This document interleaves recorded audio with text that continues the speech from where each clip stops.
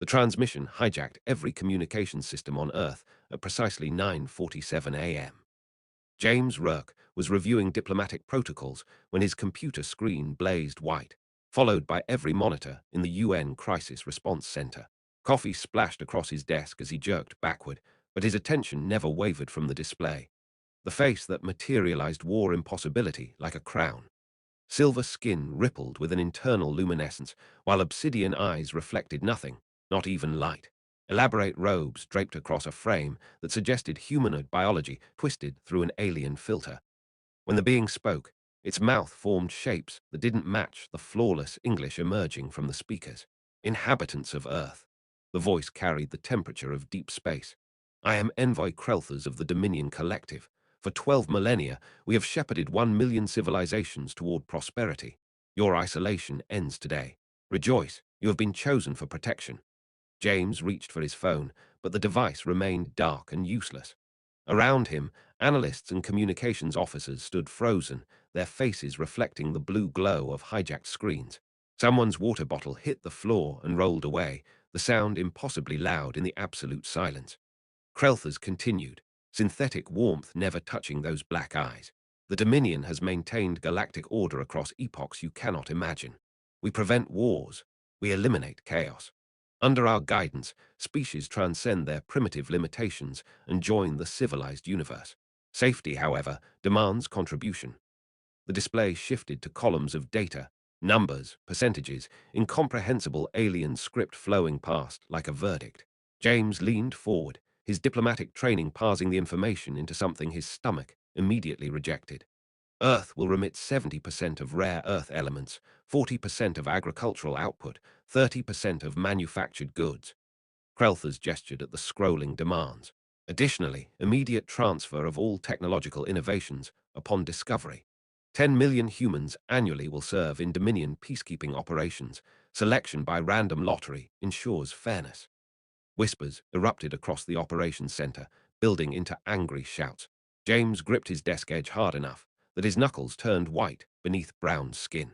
These terms remain consistent across all Dominion protectorates. The envoy's expression twisted into something adjacent to a smile. Previous civilizations that declined our generosity learned a terminal lesson. Their worlds serve now as monuments to the cost of refusing order. The screen changed. Blue-green worlds rotated serenely, oceans catching starlight, continents wrapped in cloud systems. Then the same planets appeared again. Lifeless grey spheres, atmospheres stripped away, cities reduced to geometric scars in dead stone. Nothing moved, nothing lived, just corpses of worlds floating in the void. You have 7 standard Earth rotations to prepare initial tribute. Krelthers tilted his head at an angle no human neck would allow. Our fleet maintains position at your solar system's periphery. Compliance guarantees Earth's prosperity. Defiance makes Earth an instructional example. Choose wisely, choose swiftly. Every screen went dark simultaneously. Phones erupted with ringtones. Internet connections restored. The world snapped back to functionality as if someone had thrown a cosmic circuit breaker.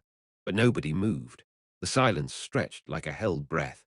James forced his legs to work and started toward Director Park's office. Other staff members emerged from their paralysis, all moving with the dreamlike quality of people processing impossible information. His mind kept replaying those dead planets, trying to comprehend extinction on that scale. Director Park was already shouting into her phone when James entered, her normally composed features twisted with controlled panic. Every device on the planet, Madame President. Yes, I'm mobilizing the full response team. 20 minutes. She ended the call and fixed James with a look that carried the weight of 8 billion lives. Emergency assembly. Get everyone. Xeno communications, international law, military liaison, strategic analysis. Move. The operations center transformed into controlled chaos within minutes. Printers hammered out copies of the tribute demands in every language. Translators worked frantically to ensure accuracy. Data analysts pulled up models projecting the economic devastation of losing 70% of their rare earths. 7 days felt like 7 seconds. James opened his workstation and began drafting a preliminary assessment, his fingers moving automatically while his brain raced ahead. 7 days to respond to beings who demonstrated the capacity to sterilize worlds. 7 days to choose between slavery and potential annihilation. 7 days to determine humanity's future or lack thereof. Through the windows, Manhattan continued its oblivious afternoon. Yellow cabs wove through traffic.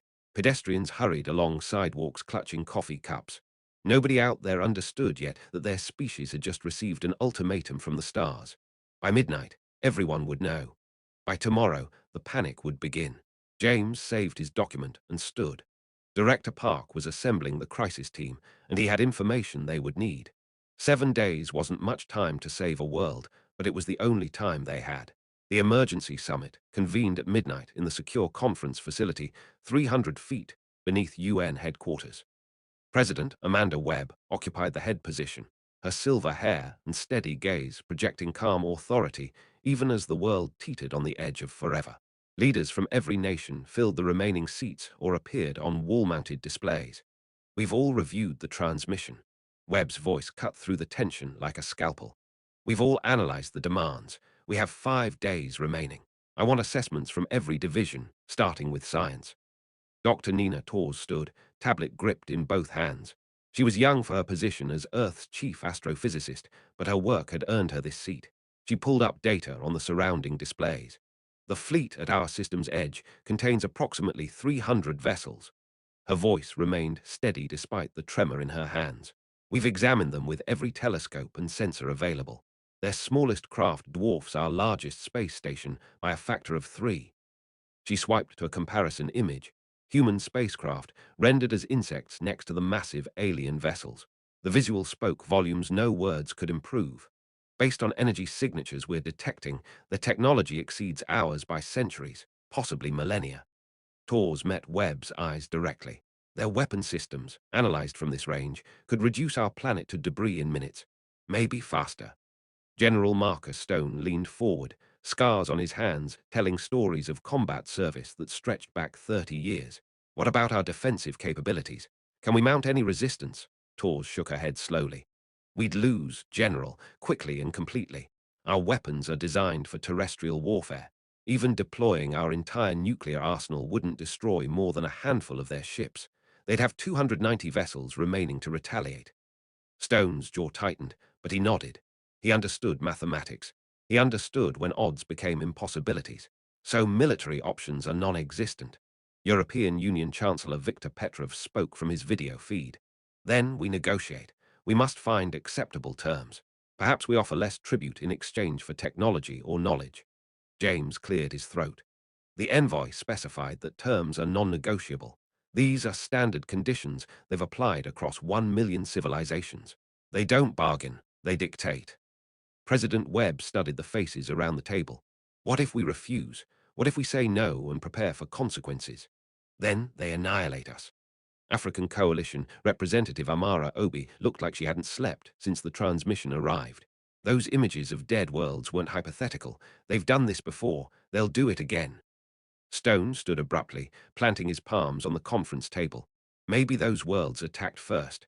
Maybe they refused and then opened fire, leaving the Dominion no choice but to respond with overwhelming force. What if we refuse but don't attack? What if we simply say no and wait? Wait for what? Someone asked. Wait to see if they're bluffing. Stone's voice carried conviction. Consider the economics. If the Dominion truly destroyed every species that refused their demands, how many worlds would that be? Hundreds, thousands. That requires massive resources and creates universal hatred. Every surviving species would despise them. They'd face constant rebellion. It's cheaper to scare civilizations into compliance than to actually destroy them. Dead worlds pay no tribute. Torres tilted her head thoughtfully.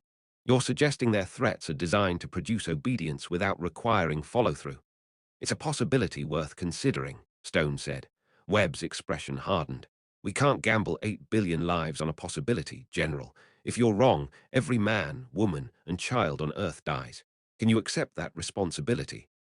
Stone met her stare without flinching. Can you accept condemning every future generation to servitude?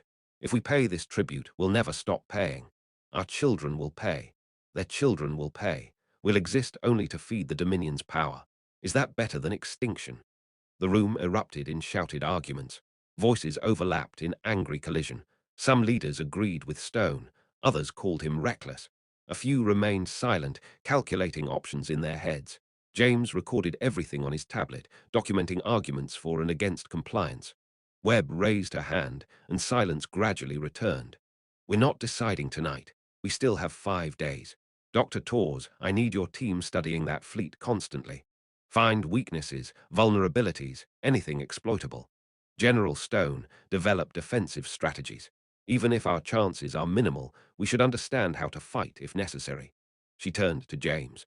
Diplomat Rourke, you'll draft our official response. Prepare 2 versions, one accepting their terms, one refusing. Make both responses clear and professional. We'll decide which to send once we have better information. James nodded, though his chest tightened at the assignment.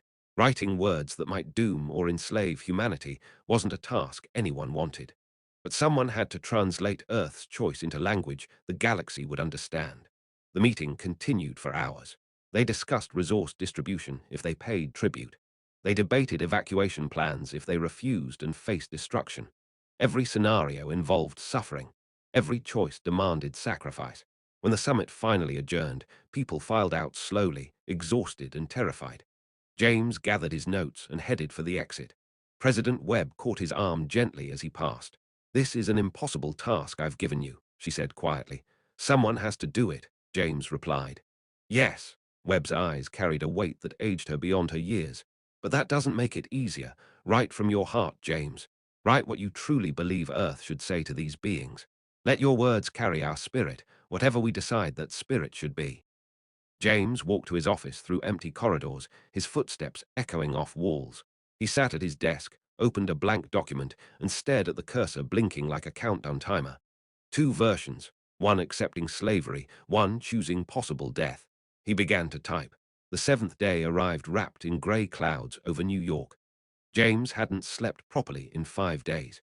Empty coffee cups littered his office like archaeological evidence of desperation. He'd written both responses as President Webb requested. The acceptance letter carefully worded to maintain dignity while agreeing to demands, the refusal letter explaining Earth's position while requesting peaceful dialogue. Both felt wrong. Too long, too complicated, too much like begging. On his monitors, news feeds showed millions flooding streets in every major city.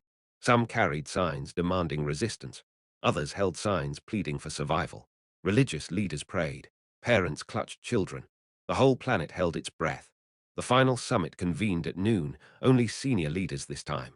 President Webb, General Stone, Dr. Tors, and James holding printed copies of both response letters. Additional observations, Webb asked Tors. The scientist displayed new tracking data. The fleet has advanced to Mars orbit. This suggests they're preparing to collect tribute as scheduled. Or preparing to attack if we refuse, someone muttered. Any exploitable weaknesses? Webb pressed. Tors shook her head. None, we can tell. Their shields appear impenetrable to our weapons. We did notice something interesting. They maintain perfect formation. They haven't sent scouts toward Earth. They haven't moved to surround our planet. They simply wait in a straight line exactly where they stopped 6 days ago.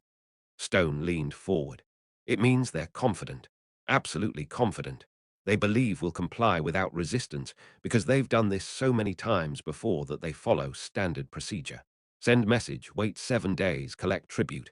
They don't even consider the possibility we might refuse.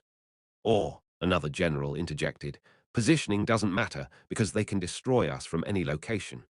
Perhaps both are true, Webb said quietly. She turned to James. Show us what you've written. James distributed copies. Silence fell as everyone read. Minutes crawled past. Finally, Webb set both papers down. These are professionally written, she said. Clear and diplomatic. But I notice you haven't recommended which one we should send. I can't make that choice, Madame President, James replied. It's too consequential for one person. We must decide together. Webb looked around the table. Then let's decide. Who votes to accept their terms? 5 hands rose slowly. Who votes to refuse? 4 hands went up, including Stone's. 3 abstentions. Webb looked at James. You're one of them. What do you believe? James felt every eye focus on him. His mouth went dry. He thought about everything he'd witnessed over the past week. The fear, the anger, the desperate hope. He thought about his parents in Seattle, his sister teaching elementary school, his friends scattered across the world. He thought about every human being alive and every human being yet to be born. I believe, James said slowly, that both of these letters are wrong. Surprised expressions rippled around the table. Webb raised an eyebrow. Explain. The acceptance letter sounds grateful for the opportunity to be slaves. The refusal letter sounds like we're asking permission to remain free. Both approaches assume the Dominion has legitimate authority over Earth. Both accept their premise that we must choose between their protection or their wrath. Stone's voice carried interest. What would you suggest instead? James pulled a single piece of paper from his pocket. He'd written only one word on it in large, clear letters. He placed it on the table where everyone could see. This. Webb picked up the paper and read it aloud. No, she paused. Nothing else. Nothing else, James confirmed. No explanation, no justification, no negotiation, just a clear, simple refusal. We don't accept their authority. We don't acknowledge their right to make demands. We simply say no and let them decide how to respond. That's insanely dangerous, one minister protested. They'll see it as disrespect, as arrogance. They'll attack immediately. They'll attack anyway if we refuse, Stone said. Whether we refuse politely or refuse simply makes no difference to the outcome. But it makes a difference to us. It defines who we are as a species.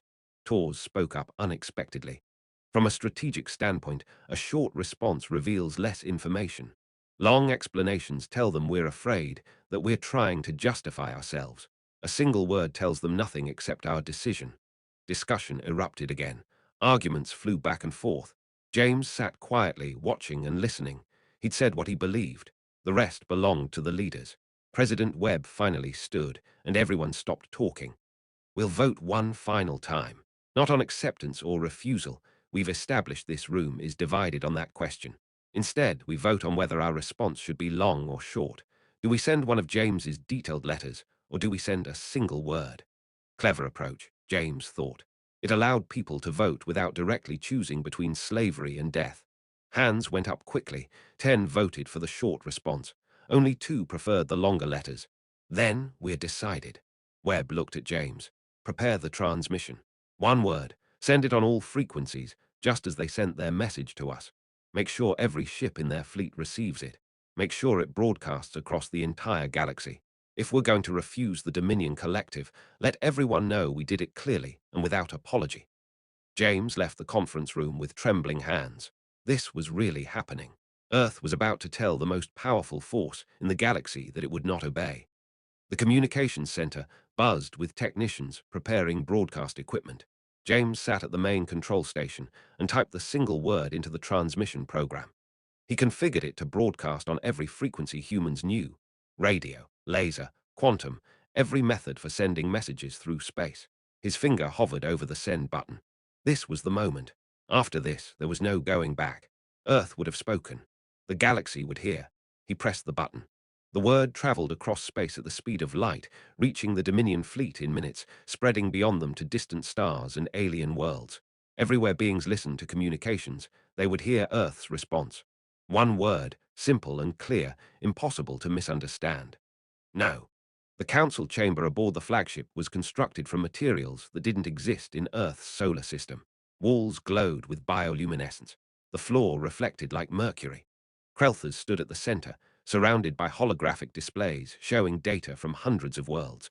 The human response appeared on every screen simultaneously. Just one word. Krelthers stared at it without moving. His silver skin seemed to dim. His black eyes widened. No, he whispered, then louder. No, they said no. Other council members rushed into the chamber, all wearing expressions of shock and disbelief. This must be an error, said Council Member Virax, a being composed of flowing blue crystal. Perhaps the transmission was corrupted. Perhaps they meant to send more.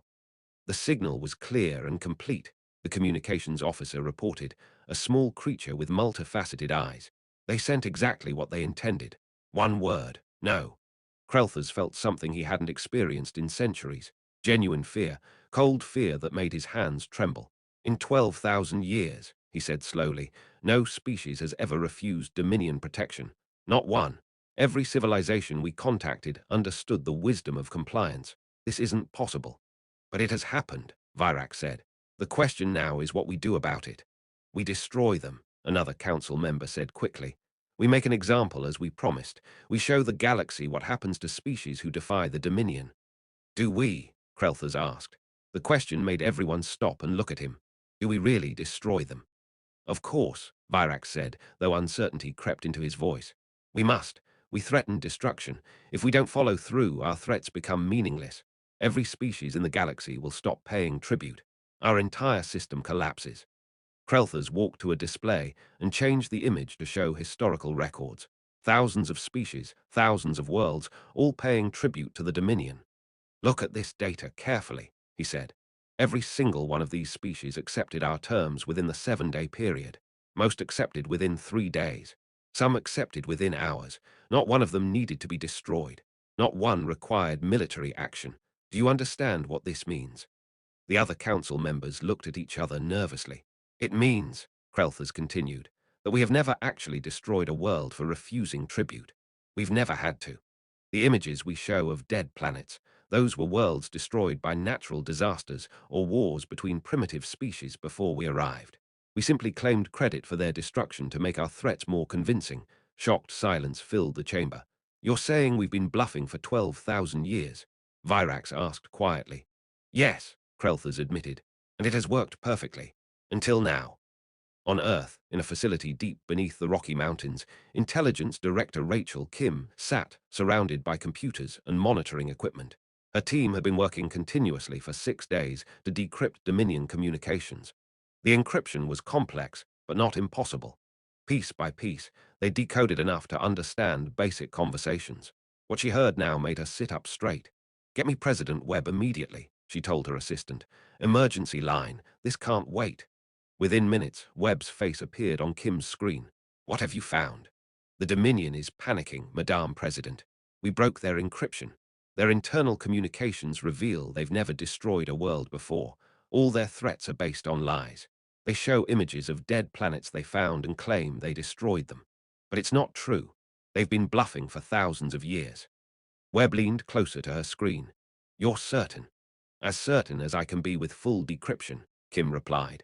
Their conversation patterns match psychological profiles of beings experiencing fear and uncertainty.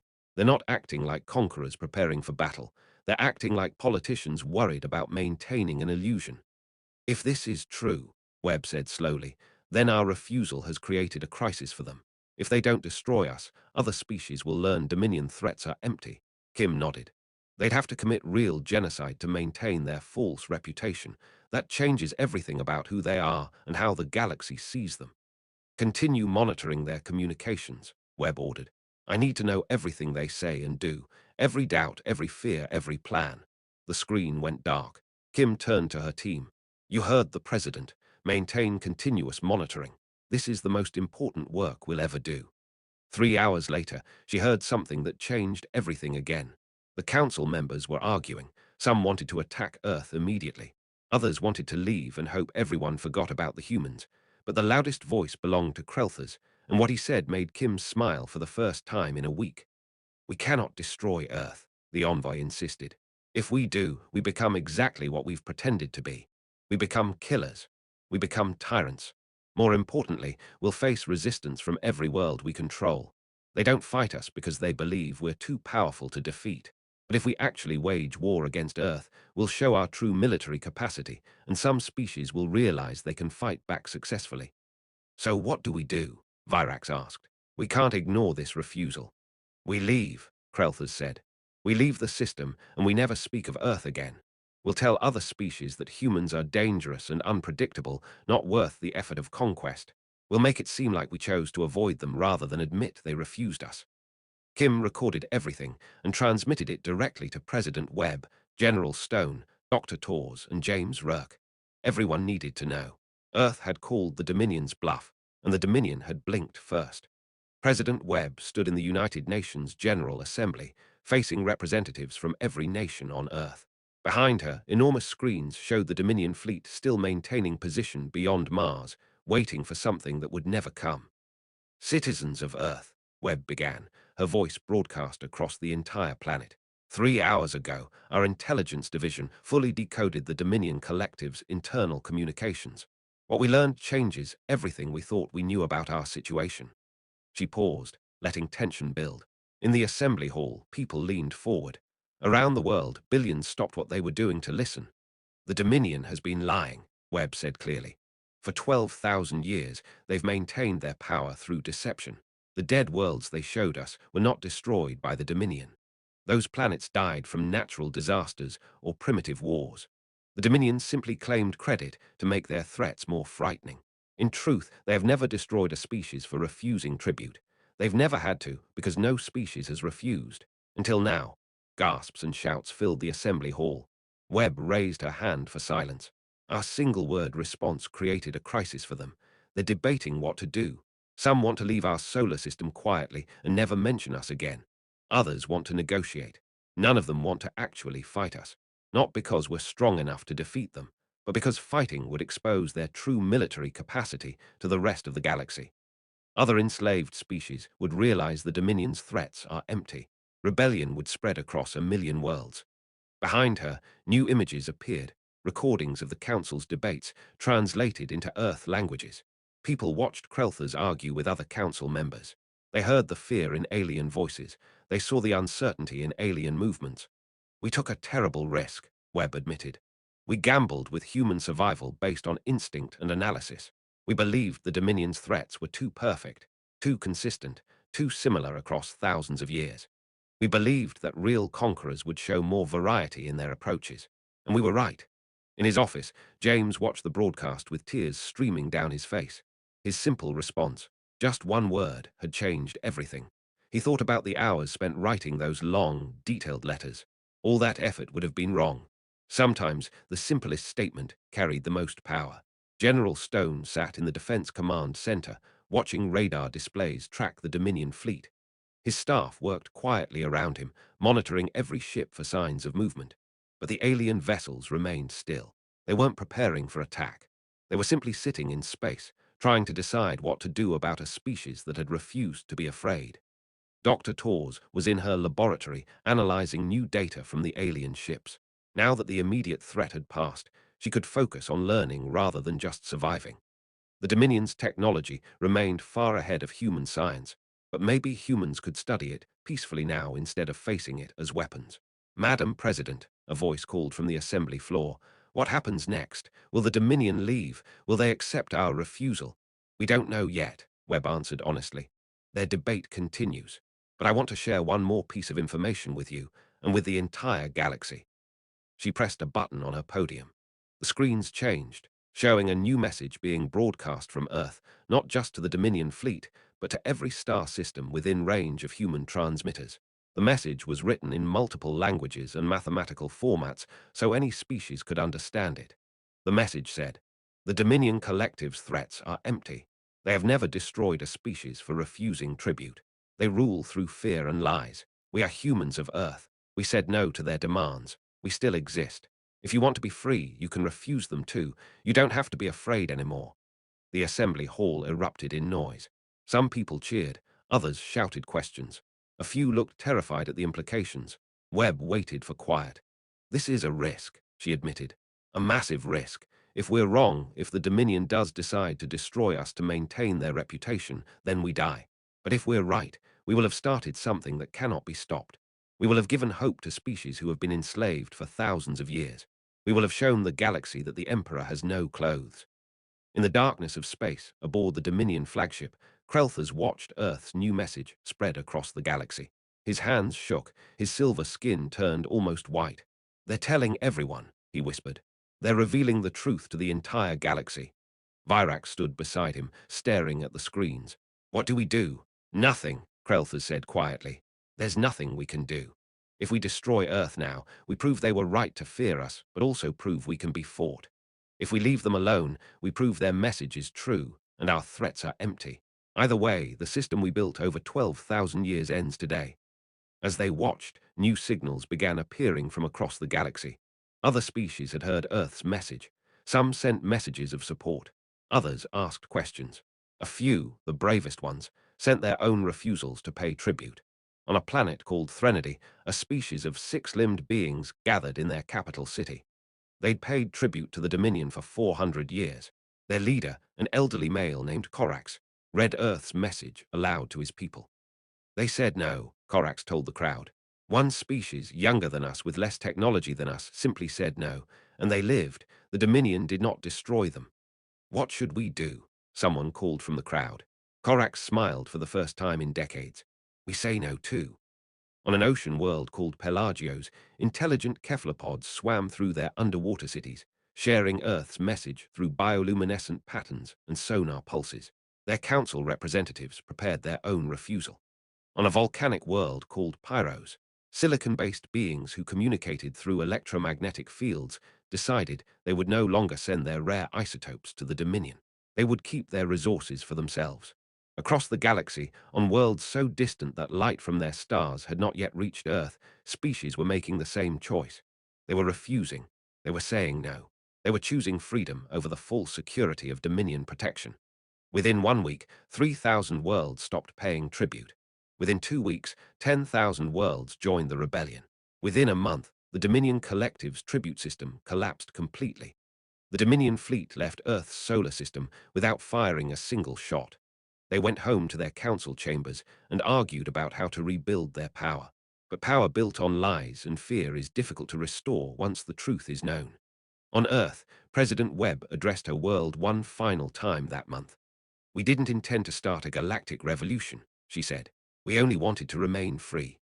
But sometimes one act of courage inspires others to find their own courage. Sometimes one word spoken at the right moment changes everything." She looked directly into the camera, knowing her words would spread across the planet and beyond. "We said no to tyranny. We said no to slavery. We said no to fear. And the galaxy heard us. Today, humanity is no longer alone. We have allies now, thousands of species who made the same choice we made. Together, we will build something new. Not an empire ruled by threats, not a collective maintained by lies, but a true community of free worlds working together by choice rather than compulsion." In his small office at the United Nations, James turned off his screen and leaned back in his chair. He thought about the word he'd written on that single piece of paper. Such a small word, just 2 letters. But those 2 letters had changed the galaxy forever. Sometimes, he realized, the most powerful response is the simplest one. Sometimes all you need to say is no and mean it. And sometimes the smallest voice, speaking the simplest truth, can topple an empire that spans a million worlds. Because in the end, no lie can stand forever against one honest word, and no tyranny can survive when its subjects stop being afraid.